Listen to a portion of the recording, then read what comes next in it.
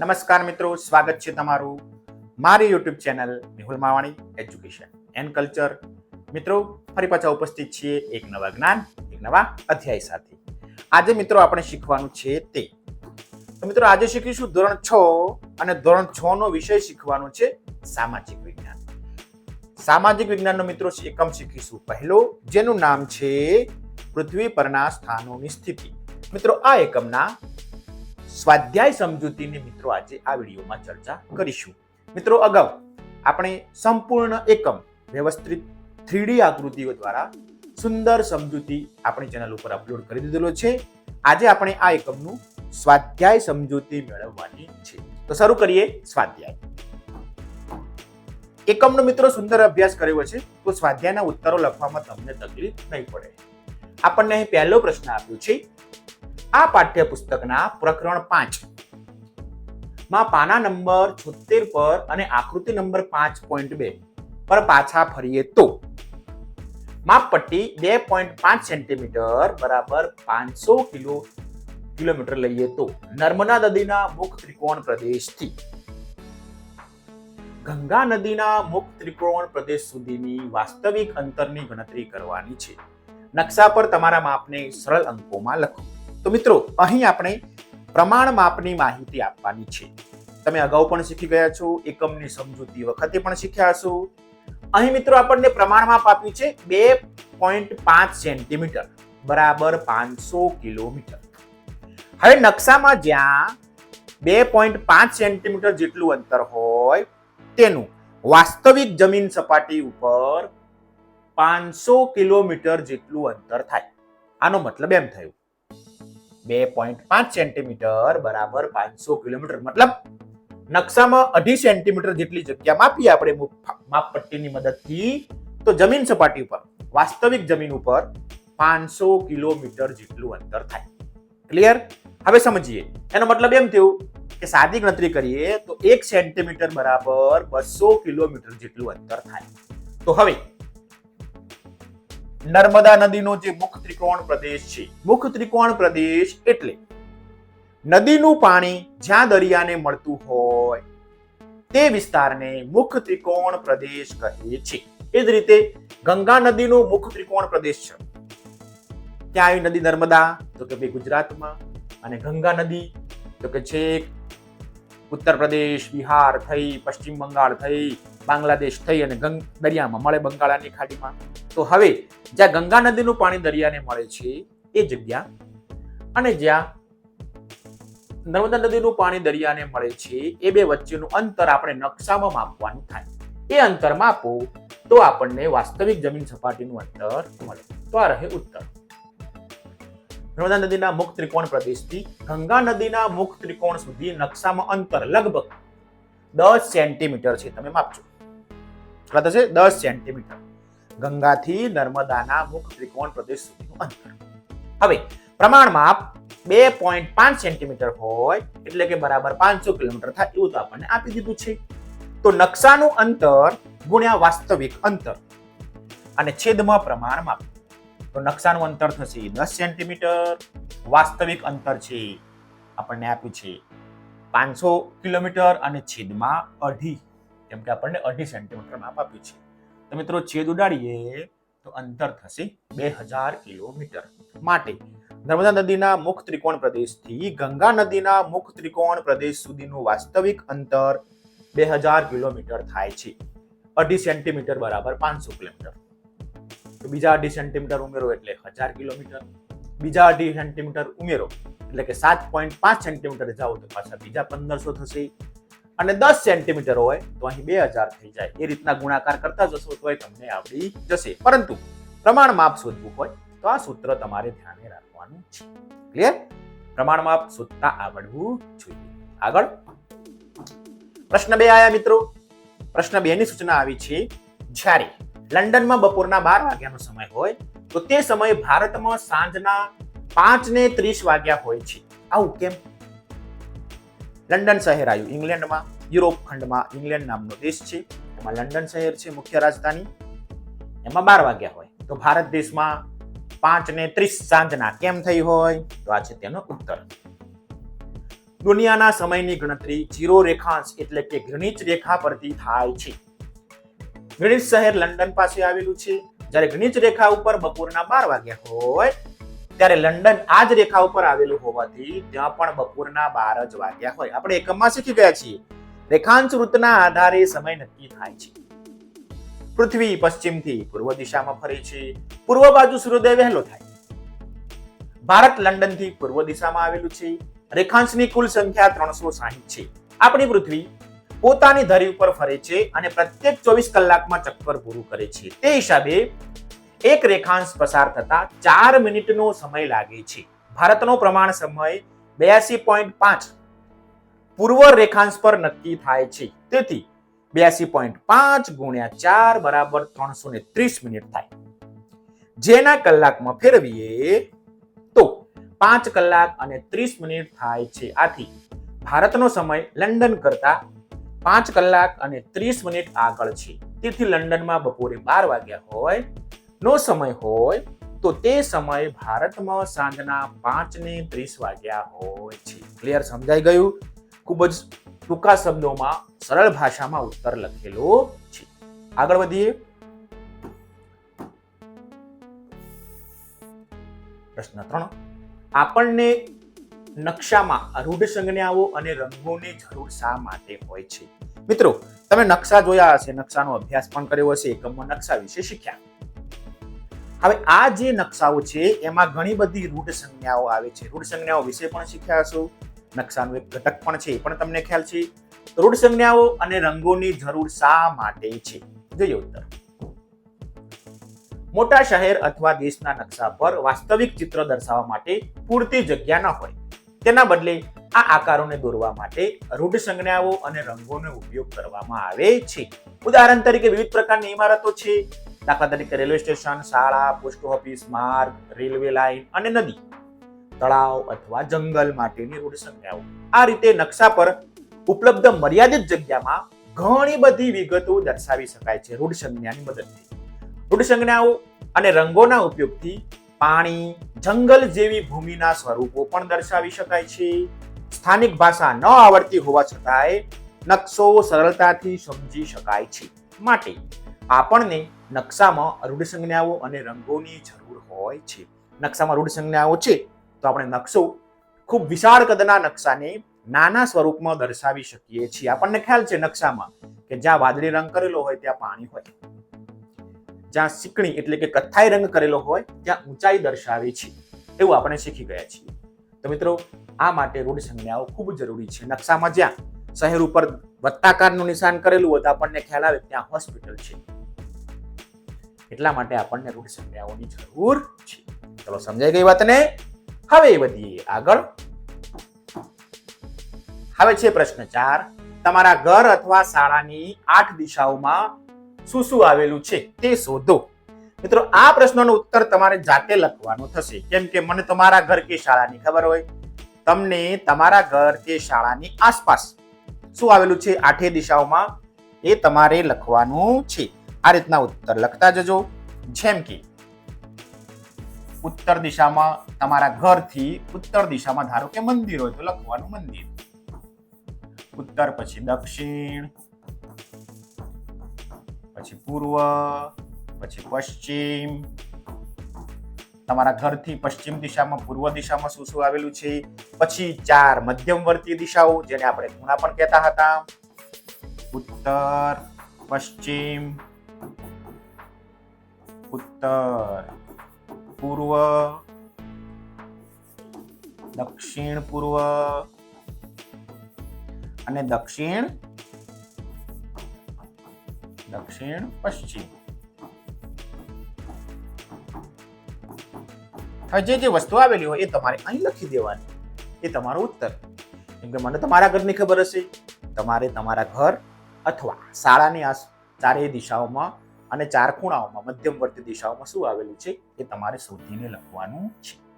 એટલે તમારો ને મારો ઉત્તર સરખો થશે નહીં. તમારો અને તમારા મિત્રનો ઉત્તર પણ સરખો નહીં થાય. જો શાળા લેશો તો બધાનો ઉત્તર સરખો થશે, પણ તમારું ઘર લેશો તો ઉત્તર સરખો થશે નહીં. ચલો આગળ વધીએ. પ્રશ્ન 5, સ્થાનિક સમય અને પ્રમાણ સમય વચ્ચે શું તફાવત છે? જૂથમાં ચર્ચા કરો અને પછી દરેક જૂથ 100 થી 150 શબ્દોમાં જવાબ લખે. પછી જવાબોની તુલના કરો. મિત્રો, સૌપ્રથમ તમારે સ્થાનિક અને પ્રમાણ સમય વચ્ચેનો તફાવત તમારા શિક્ષકની મદદથી સમજવાનો છે. એ સમજી ચર્ચા કરી પછી તમારા શિક્ષકે જે ટીમ બનાવી હોય, જૂથ બનાવ્યું હોય, તે જૂથના આધારે દરેક જૂથ આ સ્થાનિક સમય અને પ્રમાણ સમય વિશે લખશે અને દરેક પોતાના ઉત્તરો સરખાવશે. પ્રવૃત્તિ છે, પરંતુ પ્રશ્નનો ઉત્તર પણ લખવાનો થાય. આ રહ્યો મારો ઉત્તર. જે રેખાંશ વૃત્ત બરાબર સૂર્યની સામે આવે તે રેખાંશ પર આવેલા બધા જ સ્થળોએ બપોરના 12 વાગ્યાનો સમય ગણાય છે. આમ સ્થાનિક સમય જે તે સ્થળ ઉપર સૂર્યની સ્થિતિ પર આધારિત છે, જે રેખાંશ વૃત્ત સાથે બદલાય છે. પૃથ્વી દર કલાકે 15 રેખાંશ ખસે છે. અલગ અલગ સ્થાનો પર અલગ અલગ સ્થાનિક સમય હોય છે. ઉદાહરણ તરીકે તિનસુકિયા અસમમાં આવેલું છે, આપણે ચોપડીમાં જોયું છે. સ્થાનિક સમય પ્રમાણે સાંજના 6 વાગ્યા હોય, ત્યારે પોરબંદર ગુજરાતમાં સ્થાનિક સમય પ્રમાણે 4 વાગ્યા હોય છે. કારણ કે તિનસુકિયા ભારતની પૂર્વ દિશામાં છે અને પોરબંદર પશ્ચિમમાં આવેલું છે અને પૃથ્વી તેની ધરી ઉપર પશ્ચિમથી પૂર્વ દિશામાં ફરે ગતિ કરે છે. પ્રમાણ સમય એ કોઈ પણ દેશ કે ક્ષેત્રના મધ્યમાંથી પસાર થતા રેખાંશ વૃત્તના આધારે નક્કી થાય છે, જે તે દેશ કે ક્ષેત્ર સાથે સુસંગત છે. ભારતનો જે પ્રમાણ સમય છે તે 82.5 રેખાંશ વૃત્ત પરથી નક્કી થાય છે. એટલે કે તે રેખાંશ પર 12 વાગ્યા હોય તો ભારતના દરેક સ્થળે કેટલા વાગેલા હોય? 12 વાગ્યાનો સમય હોય છે. પ્રમાણ સમયને મધ્ય રેખાથી પૂર્વ તરફ જતા 15 રેખાંશે 1 કલાક જેટલો સમય વધે છે અને પશ્ચિમ તરફ જતા 15 રેખાંશે 1 કલાક જેટલો સમય ઘટે છે. તો મિત્રો, સ્થાનિક સમય અને પ્રમાણ સમય વચ્ચે આ તફાવત છે. સ્થાનિક સમય જે તે સ્થાનના રેખાંશ પર આધાર રાખે છે. પ્રમાણ સમય તે પ્રદેશ અથવા દેશના એક સરખો સમય રહે તે માટે તે પ્રદેશ કે દેશના મધ્યમાંથી પસાર થતા રેખાંશ વૃત્તના આધારે નક્કી થાય છે. આપણા દેશનો જે રેખાંશ વૃત્ત છે 82.5 પૂર્વ રેખાંશ, એના ઉપરથી આખા દેશનો સમય નક્કી થાય છે. મતલબ આ રેખાંશ ઉપર સૂર્ય આવે એટલે 12 વાગ્યા હોય, અહીં જે વાગ્યા હોય તે સંપૂર્ણ ભારતનો સમય ગણાય. પ્રમાણ સમય અને સ્થાનિક સમય વચ્ચે આટલો તફાવત છે. ચલો આગળ. પ્રશ્ન નંબર આવ્યા 6. દિલ્હી અને બેંગ્લોરના અક્ષાંશ ક્રમશઃ 29° ઉત્તર અક્ષાંશ અને 13° ઉત્તર અક્ષાંશ છે અને તેમના રેખાંશ લગભગ સમાન છે. 77° પૂર્વ રેખાંશ ઉપર બંને શહેરો વચ્ચેનો સ્થાનિક સમયમાં કેટલો તફાવત હશે તે લખવાનું છે.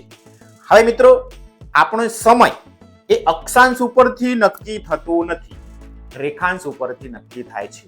એ રેખાંશ ઉપર આવેલા તમામ સ્થળોનો સમય સરખો ગણાય. અહીં આપણને શું આપ્યું છે જુઓ, દિલ્હી અને બેંગ્લોરના અક્ષાંશ જુદા છે પરંતુ રેખાંશ સરખા છે. મતલબ કે દિલ્હી અને બેંગ્લોર એક જ રેખાંશ ઉપર આવેલા છે. એક જ રેખાંશ ઉપર આવેલા હોય તો સમયમાં, સ્થાનિક સમયમાં કોઈ ફેર હોય નહીં. જો જે રેખાંશ બરાબર સૂર્યની સામે આવે તે રેખાંશ ઉપર આવેલા બધા સ્થળોએ બપોરના 12 વાગ્યાનો સમય ગણાય. આ રીતે મધ્યાહન પ્રમાણે નક્કી કરેલા સમયને સ્થાનિક સમય કહે છે. એક જ રેખાંશ ઉપર આવેલા જુદા જુદા સ્થળોનો સ્થાનિક સમય એક જ હોય છે. માટે દિલ્હી અને બેંગ્લુરુના અક્ષાંશ ક્રમશઃ 29° ઉત્તર અક્ષાંશ અને 13° ઉત્તર અક્ષાંશ છે, પણ તેમના રેખાંશ લગભગ સમાન છે. તેથી બંને શહેરો વચ્ચેના સ્થાનિક સમયમાં 0 મિનિટનો તફાવત હશે નહીં. ક્લિયર? એક જ રેખાંશ ઉપર છે માટે. ચલો આગળ. પ્રશ્ન આવ્યા 7. નીચેના વિધાનો પર ખરા કે ખોટાનું ચિહ્ન કરો અને તેના વિશે આપણે 1-2 વાક્યમાં સમજાવવાનું છે. જોઈએ. પહેલું, અક્ષાંશની તમામ સમાંતર રેખાઓની લંબાઈ એક સરખી હોય છે. એક સરખી હોય. જોઈએ ઉત્તર. મિત્રો, આ વિધાન કેવું છે? ખોટું. હવે આપણે એને સમજાવીએ. આ વિધાન ખોટું છે. અક્ષાંશને સમાંતર રેખાઓની લંબાઈ લગભગ અલગ અલગ હોય છે. વિષુવવૃત્ત એટલે કે ભૂમધ્ય રેખા સૌથી લાંબી સમાંતર રેખા છે, પૃથ્વીની વચ્ચોવચ્ચ છે. જ્યારે ઉત્તર અને દક્ષિણ ધ્રુવ તરફ જતા ધીમે ધીમે તેની લંબાઈ ઘટતી જાય છે, કેમ કે પૃથ્વીની ગોળાઈ પણ ઘટતી જાય છે. તમે વચ્ચોવચ્ચની રીંગ જોજો, અક્ષાંશ વૃત્તની વચ્ચોવચ્ચ પૃથ્વી એ મોટી છે. પછી જેમ જેમ ઉપર આવીએ તેમ તેમ રીંગો પેલું વર્તુળ નાનું થતું જશે અને જેમ જેમ દક્ષિણ તરફ જઈએ તેમ તેમ રેખાઓની લંબાઈ ઘટતી જાય છે. ક્લિયર? આગળ વધીએ. અક્ષાંશની રેખાઓની લંબાઈ વિષુવવૃત્ત કરતા અડધી હોય છે. આ વિધાન કેવું છે? તો આ વિધાન સાચું છે. એટલે અક્ષાંશ એ સંપૂર્ણ વર્તુળ છે અને રેખાંશ અર્ધવર્તુળ છે. આ વિધાન સાચું છે કેમ કે રેખાંશની મધ્યવર્તી રેખાઓ અર્ધવર્તુળ હોય છે. આપણને ખબર છે ઉત્તર ધ્રુવથી દક્ષિણ ધ્રુવ તરફ જાય, જે એક ધ્રુવથી બીજા ધ્રુવ સુધી જાય છે, જ્યારે વિષુવવૃત્ત એ સંપૂર્ણ ગોળ વર્તુળ દોરેલું છે. આ વિધાન સાચું. ચલો આગળ. ત્રીજું વિધાન છે મિત્રો, દક્ષિણ ધ્રુવ 90° દક્ષિણ અક્ષાંશ પણ કહે છે. કેમ સમજીએ? આ રહે ઉત્તર. આ વિધાન સાચું છે. વિધાન કેવું છે? સાચું. અક્ષાંશને કોણીય અંતરથી દર્શાવવામાં આવે છે, ખૂણાના આધારે છે. મેં એકમ જ્યારે સમજાવ્યો છે ત્યારે કોણ માપકની મદદથી તમને સમજાવેલું છે. વિષુવવૃત્ત વર્તુળનો અક્ષાંશ 0° છે. દક્ષિણ ધ્રુવ વિષુવવૃત્તથી દક્ષિણમાં 90° કાટખૂણે આવેલું છે. ઉપરની ટોચ અથવા દક્ષિણ આવે તો નીચેની ટોચ ડિગ્રી ઉપર આવેલ હોવાથી તેને 90° દક્ષિણ અક્ષાંશ પણ કહે છે. ક્લિયર છે? ટોચે આવેલું છે માટે. અસમમાં સ્થાનિક સમય અને IST એટલે કે ઇન્ડિયન સ્ટાન્ડર્ડ ટાઈમ ભારતનો પ્રમાણ સમય, ઇન્ડિયન સ્ટાન્ડર્ડ ટાઈમ ભારતીય પ્રમાણ સમય એક સરખો છે. તો એક સરખો હોય નહીં. આ વિધાન કેવું છે? ખોટું. કેમ? આ વિધાન ખોટું છે કેમ કે અસમ ભારતની પૂર્વ દિશામાં આવેલું છે. તેથી અસમનો સ્થાનિક સમય ભારતીય પ્રમાણ સમય રેખા કરતા આગળ છે. ભારતીય પ્રમાણ સમય રેખા જે રેખાંશ ઉપર આધારિત છે તે અસમથી પશ્ચિમ દિશામાં આવેલી છે. આપણો પ્રમાણ સમય છે 82.5. રેખાંશ ઉપરથી નક્કી થાય છે. આપણે આગળ જોયું. એના કરતા તો અસમ પૂર્વ દિશામાં આવેલું છે માટે એનો સમય આપણા કરતા આગળ છે. આથી અસમનો જે સ્થાનિક સમય છે એ ભારતીય પ્રમાણ સમય રેખા IST ઇન્ડિયન સ્ટાન્ડર્ડ ટાઈમ બંને એક સરખા નથી. ચલો આગળ. પાંચમું વિધાન, ટાઈમ ઝોનને વિભાજિત કરતી રેખાઓ રેખાંશની રેખાઓને સમાન હોય છે, મેરિડિયન્સ સાથે સમાન હોય છે. તો મિત્રો આ વિધાન છે ને એ ખોટું છે. કેમ? હા, રેખાંશ ટાઈમને નક્કી કરે છે, સમય રેખાંશના આધારે નક્કી થાય, પરંતુ જે રેખાઓ ટાઈમ્સને નક્કી કરે છે એ દરેક રેખાઓ સમાંતર સીધી નથી. કેમ નથી? એ પણ આપણને ખબર છે. 180° વિનાંતર રેખા સીધી નથી, વાંકી ચૂકી છે. કેમ? એ પણ સમજીએ. આ વિધાન ખોટું છે કેમ કે ટાઈમ ઝોનને વિભાજિત કરતી રેખાઓ સંપૂર્ણ રીતે સીધી નથી. એક જ દેશ કે પ્રદેશમાં હવે જો સીધી પસાર કરીએ તો બે દિવસો અલગ અલગનો સમાન અલગ અલગ સમયમાં વહેંચાઈ ન જાય એ માટે ટાઈમ ઝોનને વિભાજિત કરતી રેખાઓ સીધી નથી. માટે રેખાંશ અને મધ્યમવર્તી રેખાઓને તે સમાન નથી. બધી જ રેખાઓ સીધી નથી. 180° છે પેલી આંતરરાષ્ટ્રીય દિનાંતર રેખા એ દરિયા બાજુ વાળી દીધેલી છે. આપણે એકમમાં ચર્ચા કરી ચૂક્યા છીએ. તો સીધી હોત તો સમાંતર કહેવાય, પરંતુ બધી જ રેખાઓ સીધી નથી. ટાઈમ ઝોનને જે વિભાજિત કરે છે, તારીખ અને સમયમાં ફેરફાર કરે છે, તે રેખા સીધી નથી. બીજી બધી રેખાઓ સીધી છે, પણ તે રેખા કેવી છે? વાંકી ચૂકી છે. કેમ કે હવે એક જ દેશમાંથી તે પસાર થાય તો ત્યાં બે અલગ અલગ દિવસો હોય, બંને પ્રદેશોનો અલગ અલગ, એક જ પ્રદેશનો અલગ અલગ ટાઈમ હોય, એટલા માટે તેને વાંકી ચૂકી દોરેલી છે. આપણને ખ્યાલ છે, એટલા માટે આ વિધાન ખોટું. ચલો આગળ. વિષુવવૃત્ત રેખા એક અક્ષાંશ વૃત્ત પણ છે. તો મિત્રો આ વિધાન કેવું છે? સાચું. વિષુવવૃત્તને આપણે અક્ષાંશ વૃત્ત પણ કહીશું કેમ કે તે પૃથ્વીની ધરી ઉપર પૂર્વથી પશ્ચિમ ગોળ દોરેલું છે. આ વિધાન સાચું છે કેમ કે વિષુવવૃત્ત 0° પર આવેલું છે, જે ભૂમધ્ય રેખા તરીકે પણ ઓળખાય છે. માટે વિષુવવૃત્ત એક અક્ષાંશ વૃત્ત પણ છે. ક્લિયર? આટલી વાત તમને સમજાઈ ગઈ હશે. 6 વિધાનો છે. 6 વિધાનો વિશે આપણે સમજ્યા. હવે છે પ્રશ્ન નંબર 8. પ્રશ્ન નંબર 8 માટે મિત્રો તમારે પેન્સિલની જરૂર પડશે. અહીં આપણને જેમ છાપામાં સમાચાર પત્રો તમે વાંચતા હોય તો સુડોકુ આવે છે, જોડકાઓ આવે છે જોડવાના, તે પ્રમાણે આડી અને ઊભી ખાલી જગ્યાઓ પૂરવાની છે. છાપું વાંચતા હશો, સમાચાર પત્રો વાંચતા હશો તો તમને આ પ્રવૃત્તિ કરવાની ખૂબ મજા આવશે. અને જોડે જોડે આપણને અંગ્રેજી શબ્દો વિશે પણ માહિતી મળશે. આપણે પૂરતા જઈએ, તમને પણ મજા આવશે.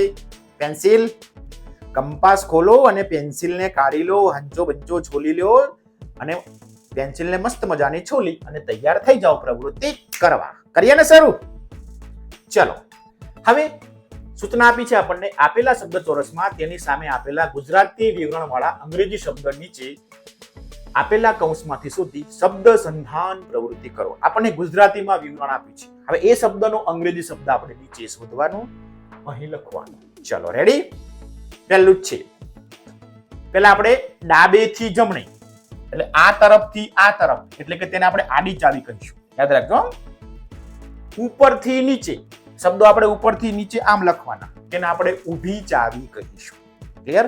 ડાબેથી જમણે એટલે આડું, ઉપરથી નીચે એટલે ઊભું. આપણા એકમમાં ઘણા બધા એકમો છે, તેમાં આ પ્રવૃત્તિ કરવાની થાય છે. ચલો, પહેલો મુદ્દો, નકશામાં એક વિશાળ વિસ્તારને નાના સ્વરૂપમાં દર્શાવવું. મોટા વિસ્તારને નાના સ્વરૂપમાં દર્શાવવું, તેને આપણે શું કહેતા હતા? પ્રમાણ સમય. ગુજરાતીમાં આવું કહેતા હતા. અંગ્રેજીમાં શું કહેશું? ફટાફટ ચોપડીના પાના ફેંદો, આવડે આંગળી ઊંચી કરો. સાહેબ મને આવડી ગઈ, શું કહેવાય? તો સાહેબ એને કહીશું સ્કેલ. જો અહીં અલ્પવિરામ મૂકવાનું ભૂલી ગયા છે, યાદ રાખજો. સ્કેલ કોઓર્ડિનેટર્સ નથી, આપણે શું યાદ રાખીશું? સ્કેલ. સ્પેલિંગ બોલો. SCELE. ચલો, થઈ ગયું 5 શબ્દો, 5 અક્ષરો. 1 2 3 4 5. 1 2 3 4 ને 5. દરેકના અક્ષરો નક્કી જ છે. એ જ અક્ષરોમાં એનો સ્પેલિંગ થતો હશે. બીજી રીત પણ તમને ટૂંકી કહી દઉં. ચલો, પહેલું આપણું થઈ ગયું. ચલો, હવે અહીંયા 2 નંબર ઉપર એલ આવ્યો. 2 નંબર કેવું છે? તો ભાઈ ઊભો છે. તો જુઓ, ગ્રીનિચ રેખાથી અંતરનું એક માપ. ગ્રીનિચ રેખાથી અંતરનું એક માપ. તો મિત્રો આપણે શું કહીશું? તો આપણે એને કહીશું એલ ઉપરથી લોંગિટ્યુડ. તો લખીએ, એલ તો આપી દીધો છે, ONG,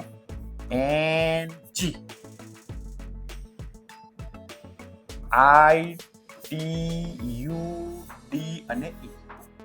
જુઓ, હવે આ પણ મળી જશે, આ પણ મળી જશે અને આ પણ મળી જશે, કેમ કે અહીંયા વચ્ચે ટી આવે છે. હવે ટી વાળો સ્પેલિંગ મેચ કરશો તો તમને તરત ઉત્તર મળી જશે. ચલો, હવે 4 નંબર ઉપર આયા જી. એક અનુકૂળ ગોળાકાર. એક અનુકૂળ ગોળાકાર. તો જી વાળો સ્પેલિંગ કયો છે? સાહેબ તમે તરત કહેશો ગ્લોબ. જો જી તો છે LOBE. ચલો, પૂરું. હવે ત્રીજું ઊભું જુઓ, આપણને ઓ મળી ગયું છે. તે બંને સાથે મળીને એક સ્થળ શોધવામાં મદદરૂપ થાય છે. આડું અને ઊભું અક્ષાંશ રેખાંશ મળે તેને આપણે શું કહેતા? કોઓર્ડિનેટ્સ તરીકે ઓળખીએ છીએ. તો જો સી કરી નાખીએ, પછી ઓ તો આવી ગયો, એના પછી બીજો ઓ, COORD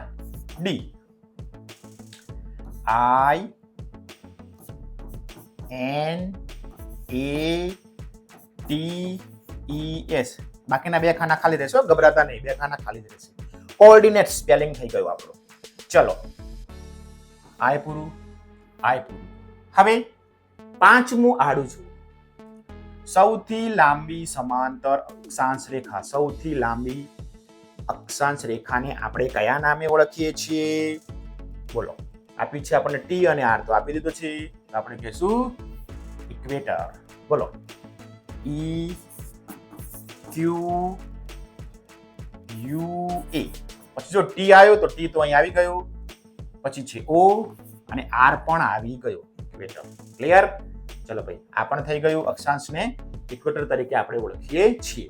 હવે છઠ્ઠો મુદ્દો, તે સ્થાન જ્યાં ગ્રીનિચ રેખા પસાર થાય છે. તે સ્થાન જ્યાંથી ગ્રીનિચ રેખા પસાર થાય છે. તો મિત્રો આપણને ખબર જ છે, ગ્રીનવિચ શહેર. તો જુઓ, જી અને એન તો આવી જ ગયો છે. આપણે અહીંયા લખવાનું છે GREE, ગ્રીન. પછી ગયા, પછી છે WIC અને H. ક્લિયર થઈ ગયું? ગ્રીનવિચ અંગ્રેજીમાં ગ્રીનવિચ, આપણે ગુજરાતીમાં ગ્રીનિચ કહીએ છીએ. ચલો, છઠ્ઠું પણ પૂરું. હવે આગળ વધીએ. તો છઠ્ઠું ઊભું જોઈએ, જે અક્ષાંશ અને રેખાંશ સાથે મળીને બનાવે છે તે. તો મિત્રો આપણે તેને કહીશું જાળી. જાળી માટે અંગ્રેજીમાં શબ્દ છે ગ્રીડ. તો જી તો આપ્યો છે GRID. ચલો ક્લિયર. છઠ્ઠું ઊભું પૂરું. હવે સાતમું,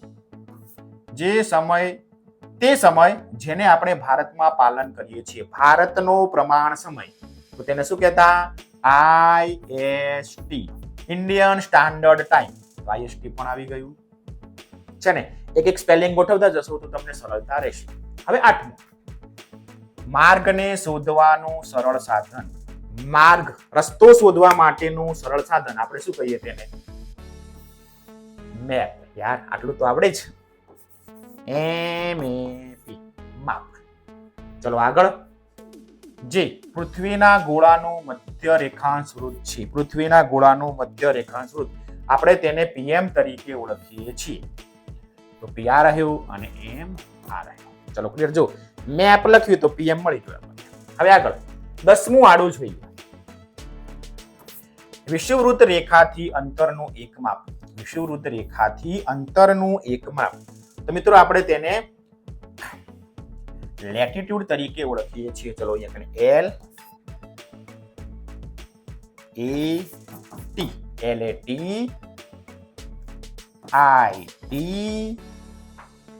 UD તો આવી ગયો અને છેલ્લો સ્પેલિંગ E. ચલો હવે એક વધ્યું. એક રેખા માટે ટૂંકો શબ્દ જેને ઓળંગતા તારીખ અને વાર બદલાય છે. વાકી ચૂકી છે.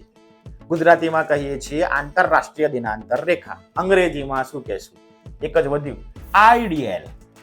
ચલો I તો આવી ગયો, D અને L.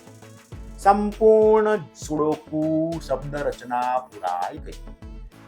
ગુજરાતીમાં આપણને વિવરણ આપ્યું છે. ગુજરાતી અર્થ ખબર હોય તો આપણે અંગ્રેજી કરી શકીશું. પાઠ્યપુસ્તકમાં પણ સ્પેલિંગો આના આપેલા છે. મહાવરો કરતા રહીશું તો સરળતા રહેશે. તમને અને તમારા મિત્રને આ પ્રવૃત્તિઓ કરવામાં ખૂબ મજા આવશે. તો મિત્રો આ હતો આપણો એ પહેલા પાઠનું સ્વાધ્યાય. આશા રાખું છું કે તમને તમામ મુદ્દા વ્યવસ્થિત સમજાઈ ગયા હશે અને મિત્રો તમને આ વિડીયો ગમ્યો હશે. આ જ એકમનો જે એકમની સમજૂતી છે તેનો વિડીયો આપણી ચેનલ ઉપર મૂકેલો છે. તમે સૌપ્રથમ એ એકમની જે પ્રવૃત્તિ છે તેનો અભ્યાસ કરી લેજો. એ એકમની જે સમજૂતી છે તે મેળવી લેજો. ત્યારબાદ આ સ્વાધ્યાયનો વિડીયો જોજો. તો ફરી મળીશું નવા એકમ સાથે, નવા એકમની સમજૂતી અને સ્વાધ્યાય સાથે. ત્યાં સુધી રામ રામ. વિડીયો કેવો લાગ્યો? વિડીયો સારો લાગ્યો તો વિડીયોને લાઈક જરૂરથી કરજો. કોમેન્ટ બોક્સમાં કોમેન્ટ પણ જરૂરથી કરજો અને ચેનલને સબસ્ક્રાઇબ કરી દેજો. ત્યાં સુધી સૌને રામ રામ.